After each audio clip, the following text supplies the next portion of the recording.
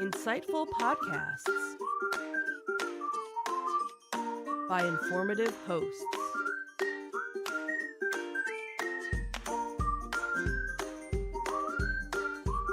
Insights into Things, a podcast network.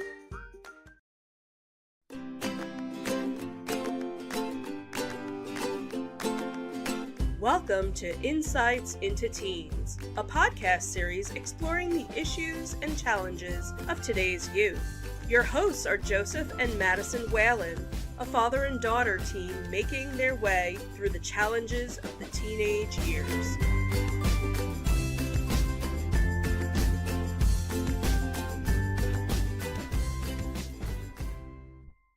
Welcome to Insights into Teens. This is episode 176, Distorting Parental Rights. I'm your co-host, what am I, the host? I'm the host, I'm pretty sure you're the host. I'm the host, Joseph Whalen, and my intelligent and in-touch co-host, Madison Whalen. Hi, everybody. How you doing today, Maddie? I'm doing all right. How about you? Doing all right. So today's topic is going along with a series that we had tried to kind of stick to a theme of controversial topics. Yep. And I think this is probably the hottest one that we've had to deal with so far. Yep, I would also probably tend to agree. And this one is kind of ripped right out of the recent headlines, too. So I thought this was worthwhile having a discussion about. Yep. So there have been a lot of talk about parental rights from prominent conservative personalities. This is a topic often associated with LGBTQ rights, the history of slavery in our country, and other sensitive topics. Laws are being passed in some states that are essentially changing the history and culture of our nation to fit a false narrative in the name of parental rights. Today, we're going to talk about some of these initiatives, what they're based on, what reality really is, and how these politically motivated ideologies are adversely affecting our kids in the name of political agendas. But before we do that, I want to take a moment to actually thank our audience for pushing our Insights into Things podcast beyond the 50,000 download mark. Yay! We hit that earlier this week. Thank you very much for that. That means I won't bug anyone to subscribe to the podcast because apparently people obviously are. Yeah. I would, however, invite you to give us your feedback right in. Tell us how we're doing. Comments on some of the topics that we're talking about. We're willing to discuss anything that the audience wants to talk about. You can email us at comments@insightsintothings.com. You can find us on Twitter at insights_things.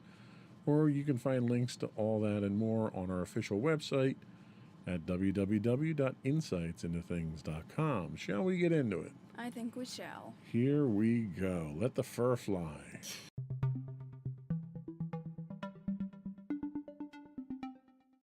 For kids in school, the focus should be on math, science, reading, history, and the other subjects and learning habits that will set them up as good, productive citizens in the world. I think most parents would agree with that. Yeah. But these efforts have been sidelined by campaigns mounted in the name of, quote, parental rights. Some parents are demanding that books be banned from curricula and school libraries, targeting teachers and administrators based on viewpoints and fighting for control of various boards of education. There are no question that parents deserve a say in shaping their children's educations. They have moral and legal responsibility for their children and the freedom to make fundamental decisions for their families. But the rallying cry of parents' rights is being wielded to do far more than give parents their rightful voice. It's turning public schools into political battlegrounds, fracturing communities, and diverting time and energy away from teaching and learning. The current parents' rights movement goes well beyond the usual channels of dialogue between families and schools, such as parent-teacher conferences, PTA meetings, and calls to the principal. The movement is an organized nationwide effort waged by advocacy groups, including Moms of Liberty, the Parental Rights Foundation, and No Left Turn in Education. Their aim is to activate parents... No. Advocate? No, activate. All right. Their aim is to activate parents to contest what is taught in the classroom, what books are available to students, and the professional authority of teachers, administrators, and librarians to carry out their work. This campaign goes well beyond a judicious effort to prompt reconsideration of controversial aspects of certain school curricula or questions of age appropriateness of certain materials and narratives. Rather, its methods center on censorship and are chilling speech in classrooms across the country. So it's worthwhile pausing there just for a moment to kind of talk about that. So when they say they're talking about activating parents, basically what you have is you have a bunch of special interest groups out there that have their own agenda. Mm-hmm. And in order to get that agenda passed, they're riling up parents with this false narrative of, well, if you don't do something about it, it's going to ruin your children's future. Yeah, and that's something I've certainly seen a lot currently. It's like the main focus is now on the children for some reason when it comes to literally everything, and now the topics that are like being popular now are like things that we have to worry about the children about. And you know, the rallying cry of it's for the children has been one that is being used and abused by politicians for generations now. Yep. Because it's one of those things where, well, if I'm doing this for the children and you're against me, then you must be against the children. Mm-hmm. And it's a case of basically gaslighting. And we've talked about gaslighting in the past. Yep. The idea of if you're not for me, then you're against me. Mm-hmm.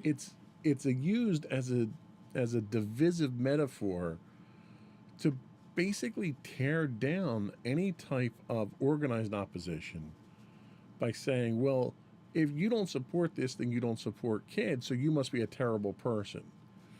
Yeah, and that's something that both sides can kind of have problems with in the ways Absolutely. that, like, they try to find, like, anybody that kind of argues politically can, like, it can go south if you, like, try to find a reason to think that the person that you're arguing against is morally wrong because what you stand for is technically morally right. Right.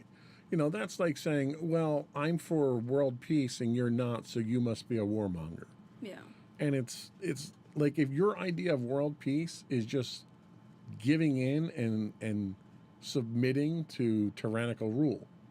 Ukraine, not to get political, but Ukraine is a great example of that. People that are supporting Ukraine and Ukraine's freedom to exist against an illegal war that's being waged by Russia are now having the tables turned on them, saying they're warmongers because Ukraine should just go to the negotiating table and cut a deal with Russia so that the fighting stops. Yeah.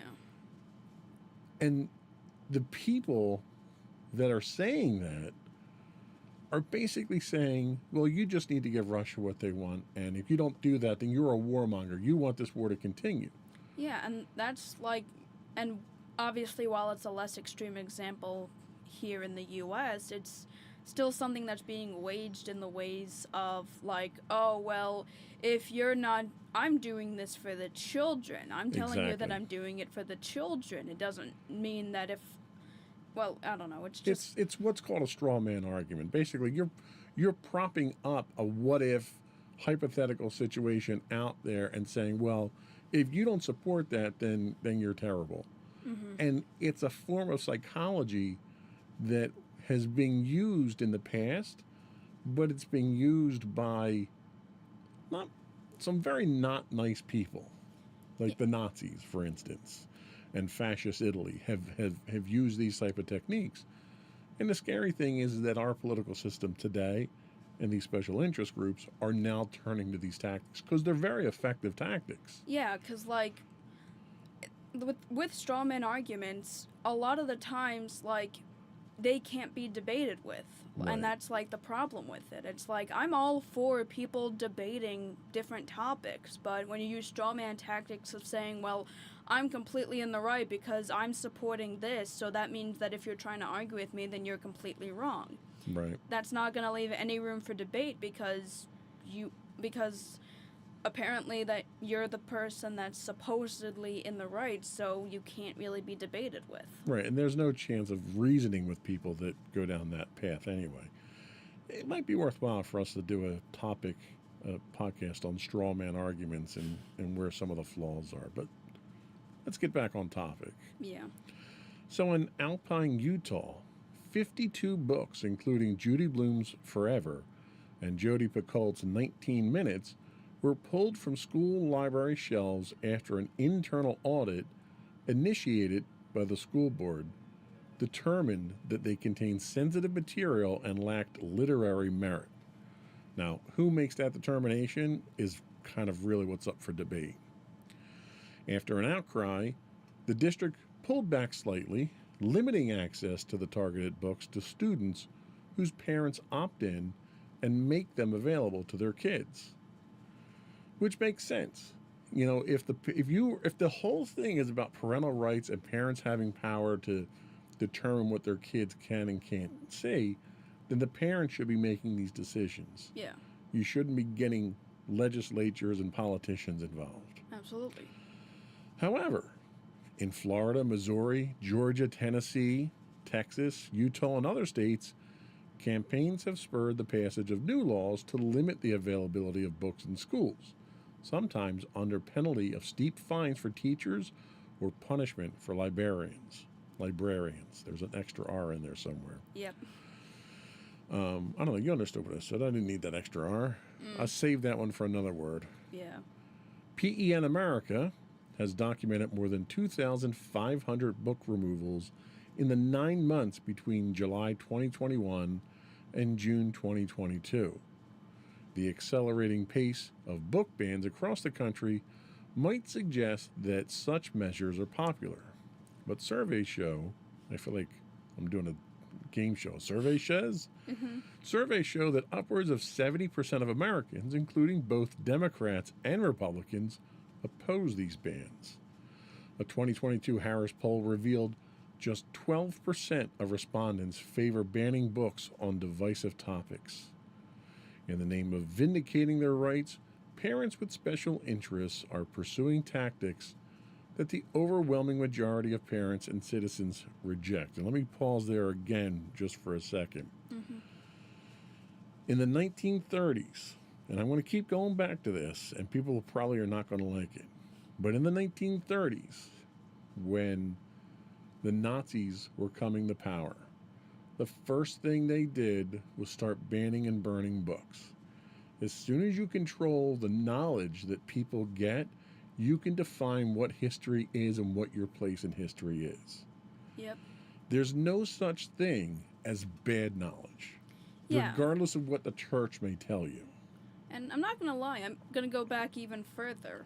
I remember when I was learning about ancient Egypt and that, whenever there was a new pharaoh, they would basically, the hieroglyphs from the other pharaohs, they would pretty much, destroy them and, paint hammer in hieroglyphs over them to basically rewrite the history and make the history lost to the other pharaohs. Anytime you look to control the knowledge that's disseminated to your population, it's an attempt to control history. And all it is it's an attempt to control the population, really. Yep. So this is why we learn history.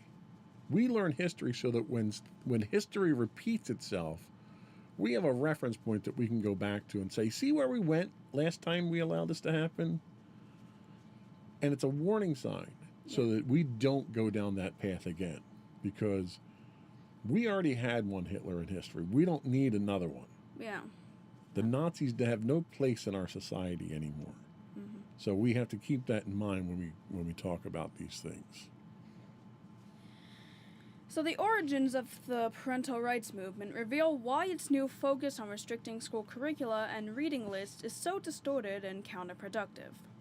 Michael P. Ferris, the driving force behind the Parental Rights Foundation, was an architect of the homeschooling movement, advocating for parents who wish to educate their children privately at home. Homeschooling won adherents in the 1970s and 80s as court rulings, including in a 1986 Tennessee case in which Ferris was an attorney, rejected parents' efforts to get certain books, including Macbeth, removed from the curriculum on the grounds that they offended families' religious beliefs. When these lignants failed to enlist the support of courts to impose their religious preferences in public school classrooms, Ferris and his allies shifted tactics, seeking to be, quote, left alone by the government to educate their children as they saw fit. So they want to be left alone by the government, but now they're lobbying the government to pass rules in their favor. Yeah. Right. Mm-hmm. And if you have books out there that offend families' religious beliefs, don't read them. Mm-hmm. It's wonderful having choice and having choice in society. I know, right? The new efforts of the past few years represent a return to Ferris's original approach. In 2007, Ferris launched ParentalRights.org, a group that is now at the forefront of mobilizing parents against what its website describes as expert agents of the state, namely teachers, librarians, and principals. He says that as though they're a terrible thing. Expert agents of the state. Oh, you mean teachers? Oh, yeah, those teachers have nefarious intent, right? Okay, Yeah. sure. ParentalRights.org's current president, Will Estrada, has celebrated the movement's rising influence, saying, quote, "We've been speaking into the void, whereas now suddenly everyone cares about parental rights." ParentalRights.org played a key organizing role in passing Parents' Bill of Rights laws in Florida and Georgia, which impose heavy administrative burdens on teachers, make it easier for individual parents to challenge curricular materials for all students in a school district, and target LGBTQ affirming practices, because why not? Yep. Many similar bills have been proposed in other states and may well become law in the coming years. The parental rights rhetoric campaigned by Ferris has become a staple of some conservative attacks on public education. At a conference of the Conservative Moms for Liberty, Florida Governor Ron DeSantis spoke about the importance of parents being able to challenge the books available at schools. The conference included a session on, quote, gender ideology in our schools, a movement that for years sought to prevent the government from controlling how they educated their own children, now seeks to decree what entire student bodies and school districts can and cannot learn and read. The rhetoric of parents' rights has morphed from a movement aimed at constraining the power of the government over education to one that is mobilizing politicians and legislators to extend the heavy hand of the government into the classroom. So you just look at the name of these organizations, right? So you look at Moms for Liberty. Oh, they must be genuine, good, God-loving American people, right? Just because you put it in your name doesn't mean that you're looking for liberty. These are people in an organization with liberty in the name who are deliberately looking to restrict what other people can do. Mm-hmm. That's not liberty. Yep. That's dictatorship. Mm-hmm. The Parents' Bill of Rights, because it's all about the parents. It's a Bill of Rights that restricts what parents can and can't choose, because the people that are writing these laws are the ones that are choosing for the parents. Yep. So it's really a bad job of hiding propaganda is what this is. Mm-hmm. It's people who want control. And the vast majority of people who are active in things like this, it's all about control. Mm-hmm. You're going to sit there and tell me that, well, parents deserve the right to choose, but here's a law that tells you what you have to choose. Yeah. It's what we call hypocrisy. Yeah, and it's just it's like one parent can complain about one book and then it's ruined for everybody. Exactly. If something offends you, don't read it. Don't have your kid read it. Don't ruin it. Macbeth. Okay, there isn't Shakespeare is like the penultimate source for everything since his time. Yeah. To ban books that he wrote is a pretty desperate ploy. Mm-hmm. And it's the subject matter of Macbeth because it's a good portion of it's anti-conformism. And they don't want things that spark people's thoughts. They want control. If they control the thinking, then they control the population. Yeah. We're going to take our first break here, and when we come back, we're going to talk about more good news about parental rights. We'll be right back. Yippee.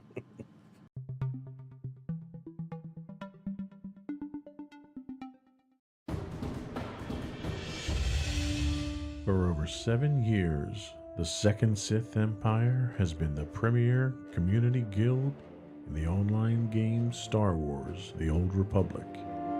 With hundreds of friendly and helpful active members, a weekly schedule of nightly events, annual guild meet and greets, and an active community both on the web and on Discord. The Second Sith Empire is more than your typical gaming group. We're family. Join us on the Starforge server for nightly events such as operations, flashpoints, world boss hunts, Star Wars trivia, guild lottery, and much more. Visit us on the web today at www.thesecondsithempire.com.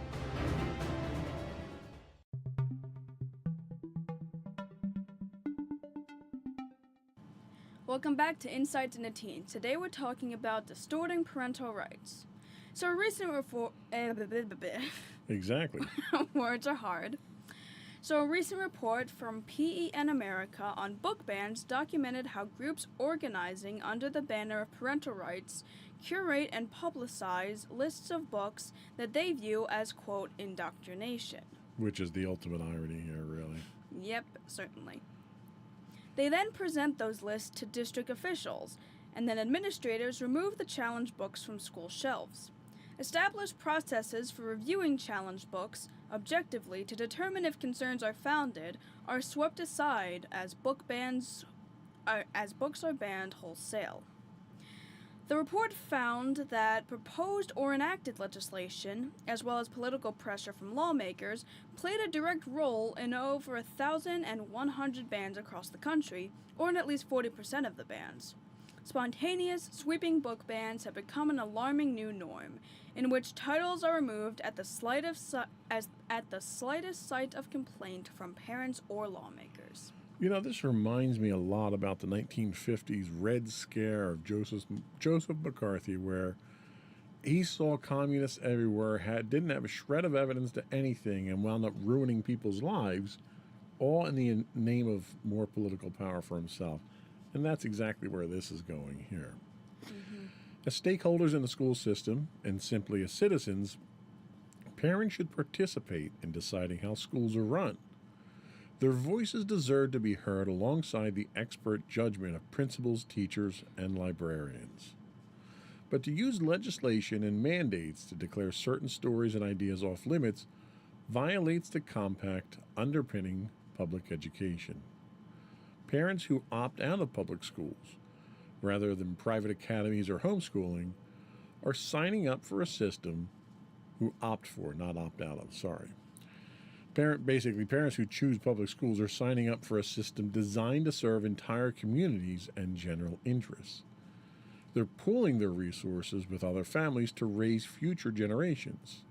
You ever hear the idea it takes a village to raise a child? Yep. That's what this is. It's one thing to believe that parents have the right to forego regular schooling in favor of imparting an individual belief system to children at home. It's quite another to insist that public school curricula and libraries be remade to match those predilections. These tactics also risk denying and defeating children's own sense of educational and intellectual agency. Efforts by parents to dictate what books their teens read and subjects they study stand in the way of allowing children to develop the autonomy and judgment they will need in adulthood. Schools should breed critical thinking such that no book or lesson has the power to indoctrinate a worldview. A major purpose of a library, a broad curriculum, and of the protection of free speech itself is the notion that exposure to the panoply of available ideas and narratives is what enables us to form and test our own opinions and beliefs. The same tensions provoking these battles are also roiling society more broadly. Social and generational shifts in thinking about racial justice, sexual orientation, and gender identity have stoked concerns in some quarters about how marriages, families, and society at large may be changing in unrecognizable or irreversible ways. The impulse of parents to shield their children from what seems like an alien social force and values is age old. The challenge is compounded in an era in which traditional geographic boundaries that demarcated communities are eroded by online platforms that make traditional controls on what children see, hear, and know virtually impossible to enforce. Some parents who find themselves raising children in an information ecosystem run amok have sought to more aggressively police the arenas they can control, training their sights on the public school classroom and library. Self-proclaimed parents' rights organization. Sorry. Let me try that again. Sure, we'll rewind that one. Sorry about that. Self-proclaimed parents' rights organizations play on those fears. They have turned their backs on time-honored models of dialogue and partnership between parents and schools, stoking the belief that the threats they perceive demand government intrusion. In some communities, frustration over pandemic school closures and learning loss has bred resentment and distrust of administrators and teachers, fueling confrontational approaches. The American Federation of Teachers has reported a precipitous jump in the number of educators quitting their jobs over the last few years. Meanwhile, children who suffered learning loss and mental health challenges during the pandemic find themselves in school environments racked by tension, where their own rights and interests are often an afterthought. In an era of intensifying polarization and fragmentation, public schools are among the few unifying institutions with the potential to help solder together a diverse rising generation of Americans, ready and equipped to live together, solve problems, and help build a better nation. If parents are worried about the books their children may find in school, they can speak to a teacher or librarian, and even more importantly, engage with their child about the values and stories they wish to emphasize. The phrase parents' rights may have a nice ring to it, but the agenda now afoot in its name should sound alarms for all those who care about the future of public education. Now, they make a very interesting point in the last half of this article here, that a lot of the anxiety that parents face, and I'm one of the ones that face it as well, is that you get to a certain age, and I don't know what that age is, where you look at the world today and you say, well, this isn't how it was when I grew up. And when I grew up, you didn't have the internet, or you didn't have computers, or, whatever it was. And they make the point that it scares parents. The information that is available to you today is vastly more expansive than what I had as a kid. Yeah. And there's a certain amount of censorship that I impose on you and have imposed on you, for your own protection. And when you get to the technology that's in schools now, you start losing a lot of that control. So they make a valid point about that. What are your thoughts on that? Personally, I do understand the idea of parental control. Like, the world can be a very scary place, and the idea of it changing from how you had once known it is certainly understandable in the ways that you're not able to control your kid as much as you wished you normally could. And, in a way to more protect them rather than basically looming over them about literally everything.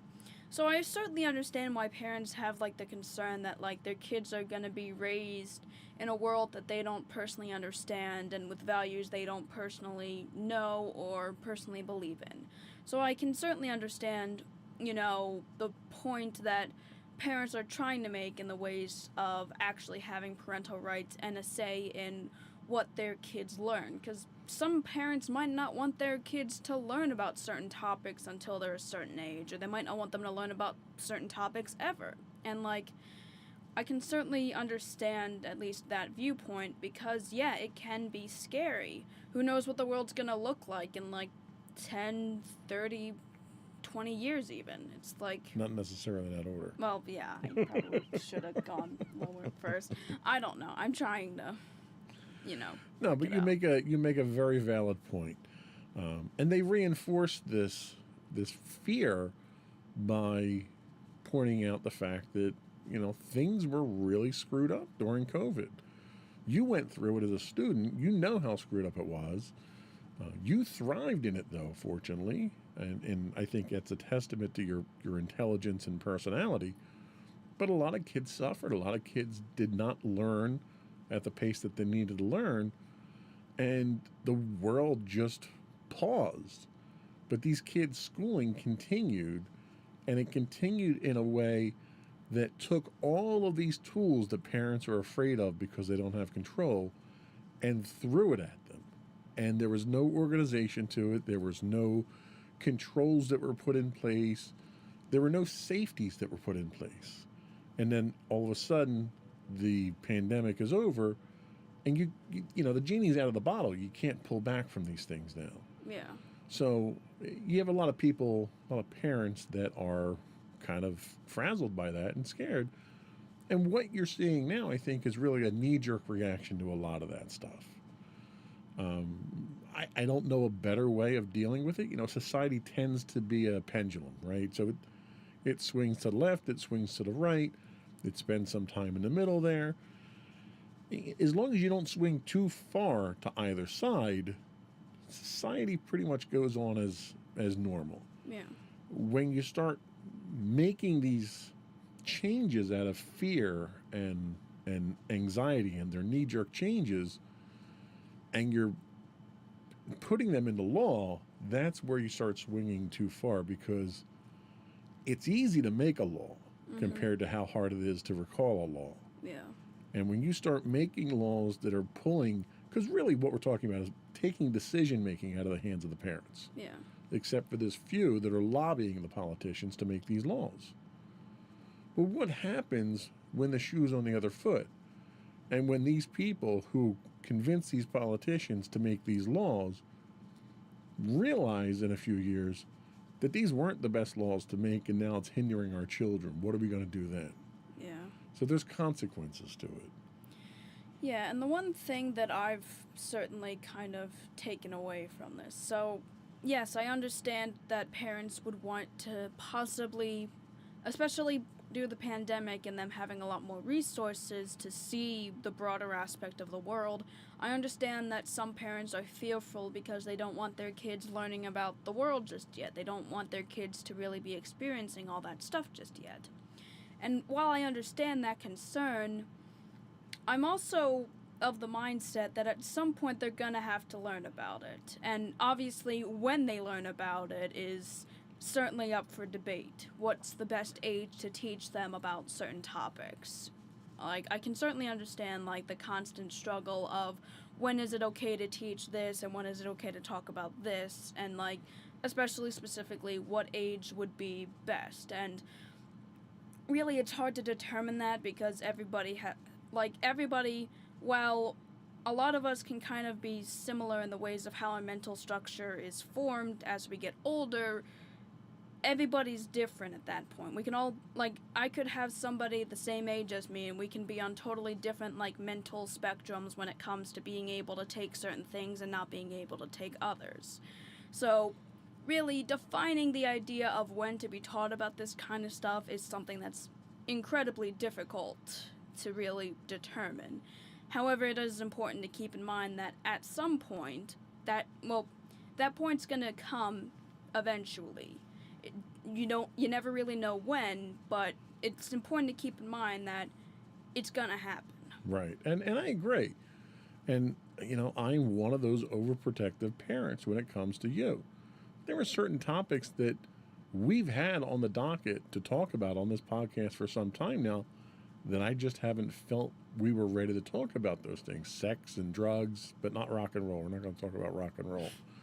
But, there are topics out there that we're getting to that point where we have to talk about them. Because if I don't, then I'm doing you a disservice. Yeah.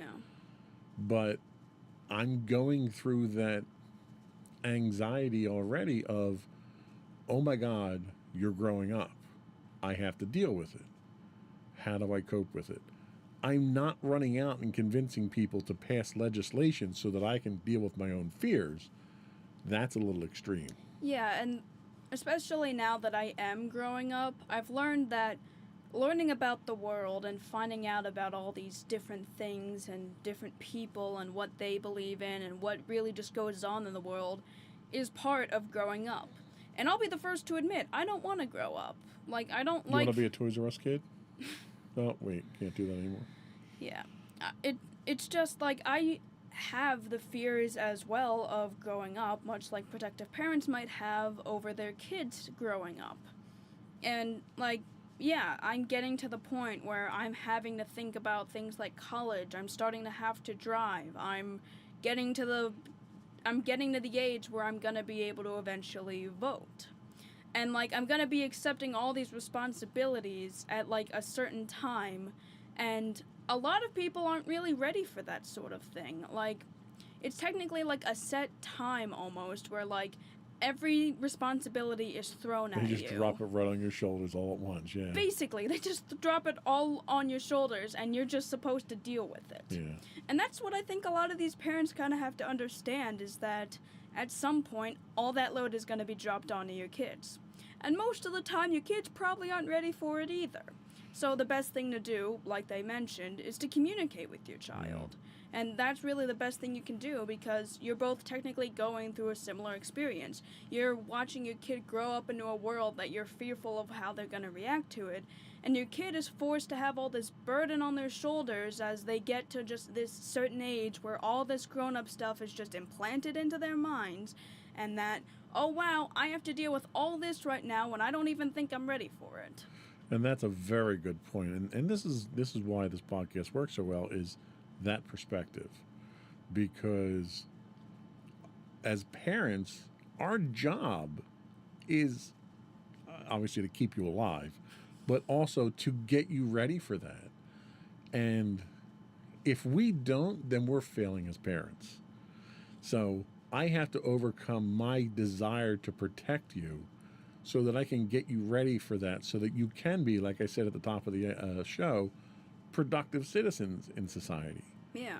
And everything that's going on here with parental rights is not doing that. It's doing the exact opposite. Mm-hmm. So we're going to take our last break, and we're going to come back and talk about more good news, the ongoing effects of catering to conservative propaganda in our schools. Yippee! We're going to bash those conservatives on this one. We'll be right back.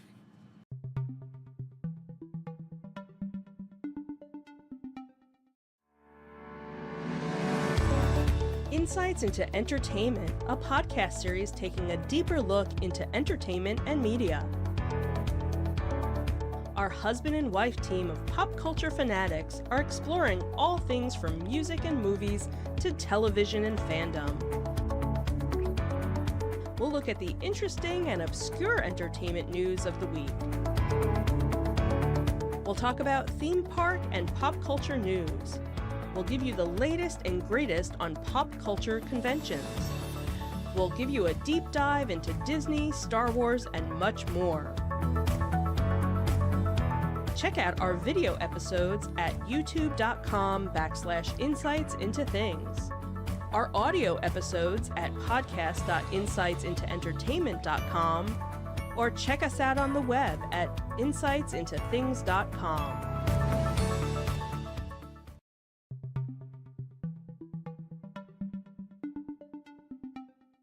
Welcome back to Insights into Teens.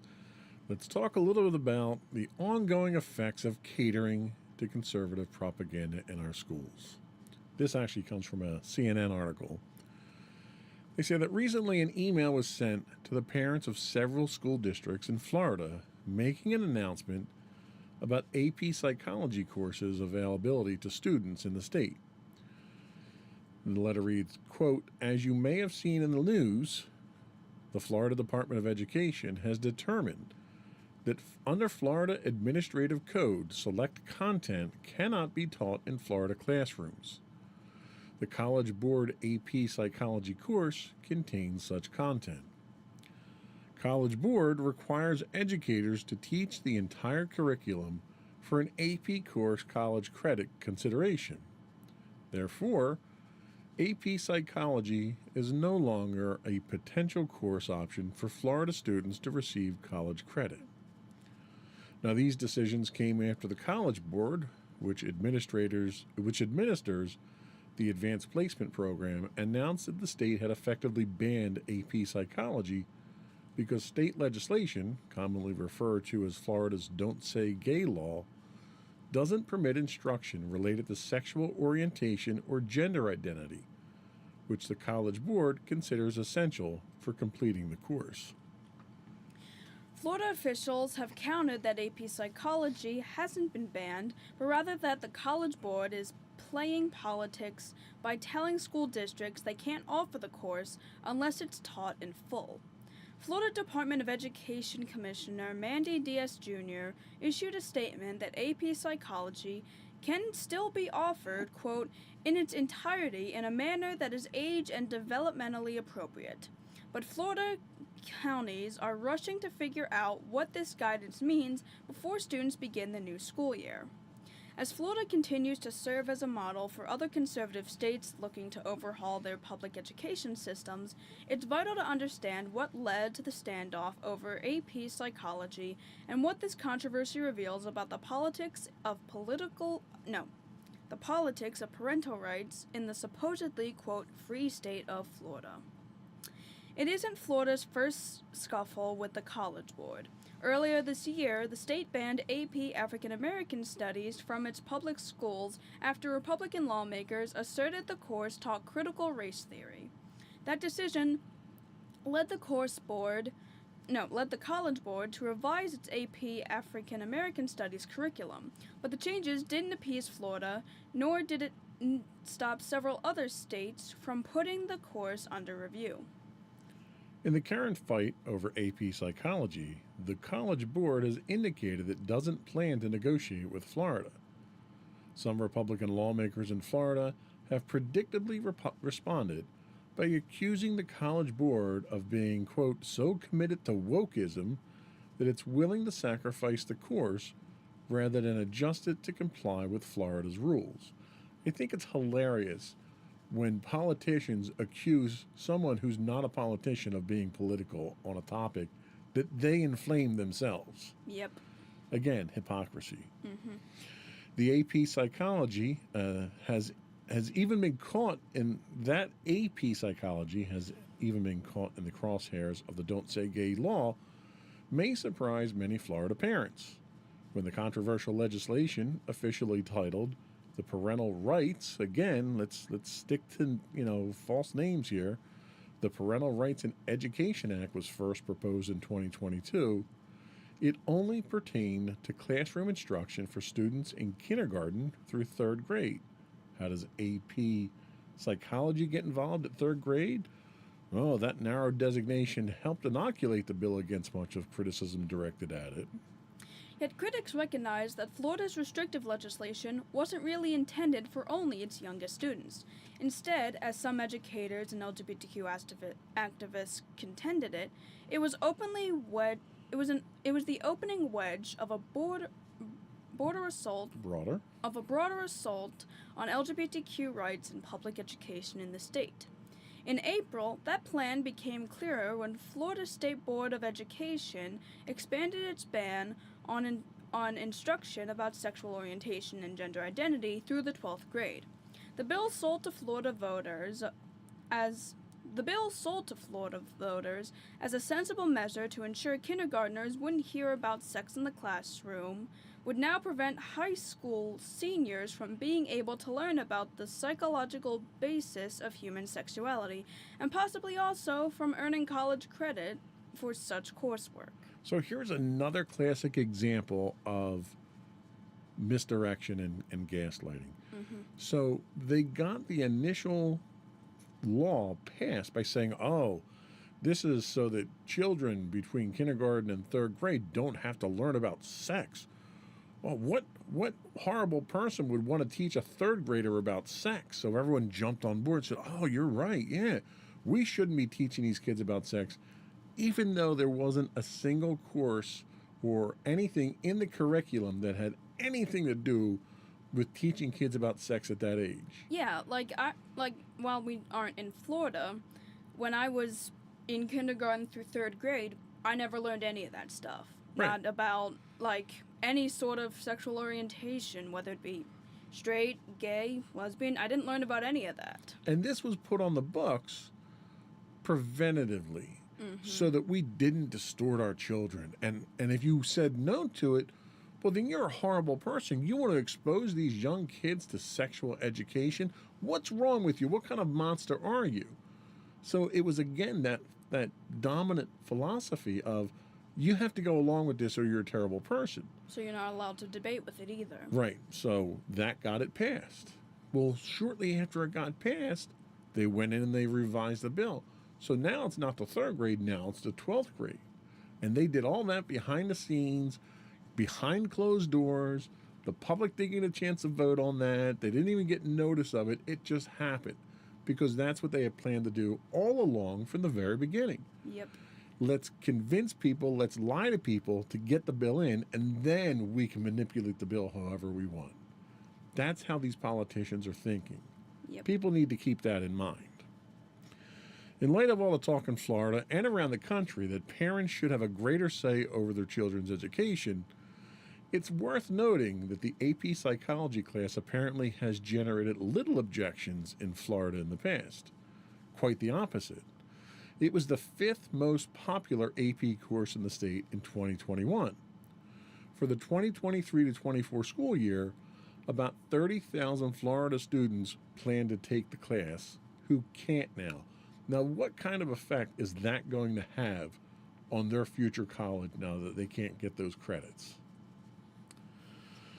Given both AP Psychology's popularity and its uncontroversial reputation in the state, the dust-up over the course exposes the lie of the parental rights discourse in Florida and elsewhere. Some Florida parents have voiced their anger that the course may be canceled, just as they've protested the ban on AP African American Studies. Rather than empowering parents, and this is really the moral lesson of this podcast, rather than empowering parents, Florida's overreaching legislation always seemed to be just a play for power by the state's Republican lawmakers, and especially a publicity stunt by a small-minded governor who wants to be the next president. And that's where it is. He's trying so hard, and failing miserably, by the way, at becoming the next president, that he's doing everything he can to get what he perceives are wins in his column that say he should be president. And really what it's doing is it's showing the rest of the country how screwed up Florida is getting at this point in time. So in a separate aside, just to kind of emphasize the impact here, the state of Florida is losing. It's a huge convention state. Yep. People, tourism, conventions, businesses come in all the time. They're losing over $1 billion over the next 7 to 10 years from conventions that are explicitly pulling out. Conventions that have held their conventions or national annual conventions in Florida for decades are pulling out of the state because of these practices. Yep. And the state has no income tax. They depend on tourism dollars, which is what conventions are classified as. So if $1 billion is coming out of that coffer, who do you think is going to foot the bill for that? Your taxpayers are going to. Yep. Just like he's in the middle of a battle, a very personal battle, DeSantis is, with Disney. Mm-hmm. And that's costing the state over $1 billion as well. Who's going to pick up that tab? The taxpayers are going to. all so that he can garner some kind of, I don't know what kind of attention, because it's all negative attention he's getting, Pretty much. just so he can be president. It's costing the Florida residents a fortune for him to be president. Yeah. This also was the man, by the way, not to cut you off, but this also was the man who had the laws in Florida changed that would have forced him to resign from office when he declared that he was going to run for president. He had those laws changed just so he could still be governor of Florida and run for president. That law was on the books specifically because when you're running for president, you can't dedicate the time to your job as governor that you need to. Yeah, I find it interesting that that the person that law restricts is able to overturn that law for their own benefit, pretty much. Right. So that's sort of the state that we're at here. This is another situation where people are using the children, parental rights. It's all a smokescreen. It's all politics. Parental rights is the right for parents to make the decisions. Mm-hmm. And when you're lobbying and you're using third-party groups to get laws put in place that take that right to choose away, that's the exact opposite of parental rights. Yeah, it's like what DeSantis is doing, pretty much. Like, how many parents are actually being okay with this? Some select parents are, obviously, but parents as a whole, you're taking the option away from them. You're literally controlling every aspect of the schooling system to where the parents have literally no say in anything, and it's all just to fit one personal minded view. Yeah, and every survey that they've taken that has addressed this has shown you're looking at maybe 12% of the population approves of it, or somewhere in that amount. Certainly nowhere close to a majority of people. Yep. But, you know, the Republicans right now are doing everything they can to restrict what people can do, what the power of the people have is. Which, again, despite the fact that they say that we're a quote-unquote free country and that we're for liberty and claiming themselves as a party for liberty, they're restricting anybody's right to do anything outside of what they want. That's right. That's called hypocrisy. Yep. If you can spell it, I'll show you one. So that was all we had today. I think I've poked at enough sticks in people's cages with this one today. Yeah. We're going to take a very quick break, come back, and get your closing thoughts. Yeah, boy.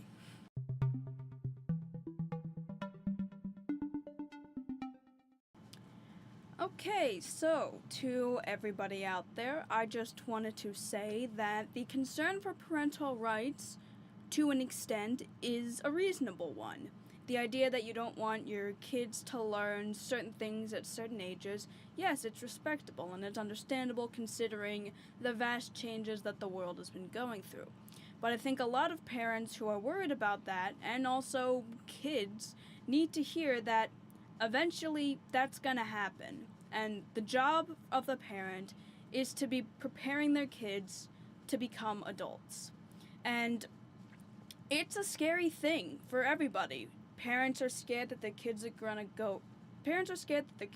grow up and are gonna have to face the world because they're just worried that they're gonna face it in a way that they don't really understand because they don't personally understand the world from when they were originally children and had to face it themselves. And children themselves are terrified about growing up because they're gonna be thrusted with all these responsibilities that they may not feel like they're ready for. And I feel like the whole point is to really not think about it politically, but think about it in the ways of how do you think it'll help to actually benefit your child rather than to push any sort of political agenda. Communicate with your children, communicate with the board. Don't just don't get politics involved with it. Don't get legislators involved with it. If it does have to come to that as like a really extreme example, sure. But in reality, legislation shouldn't have to dictate what schools can and can't do. Sage words as always. Thank you. It's also worth noting that one of the things that we try to do here is educate, inform, and to a certain extent entertain. Yeah. Don't take what I'm not asking anybody to take what we say as gospel. Don't take what we say as what you should believe. I want to enable people to go out, do your own research. It takes us a little bit of while to do the research for each of these podcasts, and I would encourage people to go out and source your own information. Fact check us. Go out and think for yourself. All we're really trying to do is to spawn people to action. Yeah, and that is one of the good things about having all these resources now, is that they are available. We are allowed to be able to learn about the vast world around us. There are plenty of different sources out there that can prove us wrong or prove us right. Absolutely. So think for yourself. Always think for yourself. We're happy to be here as a resource, but we don't want to be the only resource. Yep. Anyway, with that in mind, I want to once again thank our listening and viewing audience for getting us to that 50,000 download mark. But I would also invite everyone who's listening at this point to subscribe to the podcast. You can find audio versions of this podcast listed as Insights into Teens, both audio and visual of video of all of our podcasts can be found listed as Insights into Things, and we're available anywhere you get a podcast: Apple, Spotify, Google, Stitcher, etc. I would also invite you to write in, give us your feedback. Tell us how far off my rocker I really am. You can email us at comments@insightsintothings.com. You can find us on Twitter at insights_things. On Facebook, we're at facebook.com/insightsintothingspodcast. We're on Instagram at instagram.com/insightsintothings. Or you can get links to all that and more on our official website at insightsintothings.com. And you.